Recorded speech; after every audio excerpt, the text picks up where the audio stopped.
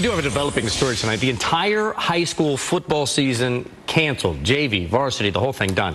All of this after accusations of extreme hazing and bullying. Yeah, this is happening in Sayreville, New Jersey. The school superintendent says there was enough evidence to warrant a criminal investigation. And while they won't get into specifics here, it is clear the superintendent is outraged tonight. There were incidences of harassment, intimidation, and bullying as constituted by the definition within the anti-bullying statute that took place on a pervasive level, on a wide scale level, and at a level in which the players knew, tolerated, and in general accepted. Nick Parker, a youth coach and fitness trainer, and Jada Jackson, a licensed mental health counselor, join me now to talk more about this. Thanks for coming in to the both of you. Nick, let's start with you. I'm a little surprised by this. It sounds like the freshmen would run into the locker room so they could change before the seniors would get in there. Some of them even chose to change in the hallway instead of the locker room. What do you think about this? Are you surprised, or is this typical in youth sports? You know, it's ridiculous. I'm not surprised at all. I remember back when I was in school, I saw something similar, not maybe to the extent of this nature. It's been going on in youth sports to some degree, but this sounds like a really extreme case of it. And quote unquote, what the superintendent said is more widespread.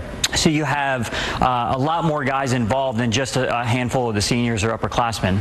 Jada, I never really understood why people haze. It's not just kids. It happens in professional sports. We've heard about it in colleges. Why do people haze? Is it to establish some type of hierarchy? And then what does it do to the people who are in fact being hazed?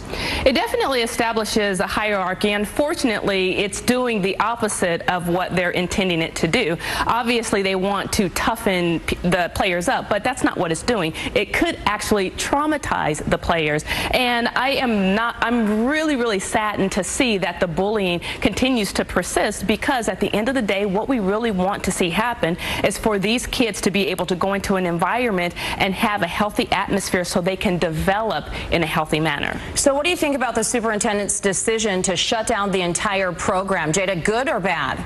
I love it. I love the fact that they're actually allowing their power to be able to enforce a community of moral responsibility. Why not? Why not take this opportunity to say, hey, we have zero tolerance for bullying at this point? Nick, do you agree with the superintendent? This just happened a couple hours before kickoff on one of the games, only a couple games left in the season. Do you think the superintendent made the right call on this one?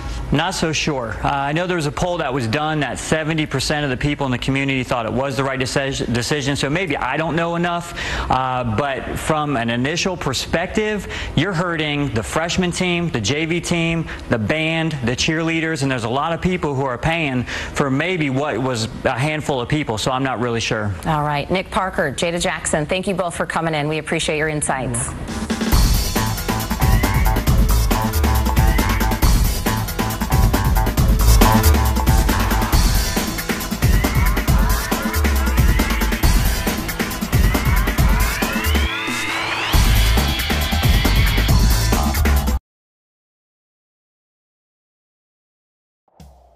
Hello, I'm Jada Jackson, licensed mental health counselor, and I believe that life change begins with a healthy relationship between the counselor and the client. Now, at our private counseling firm, we believe in creating a very safe and protective environment for our clients.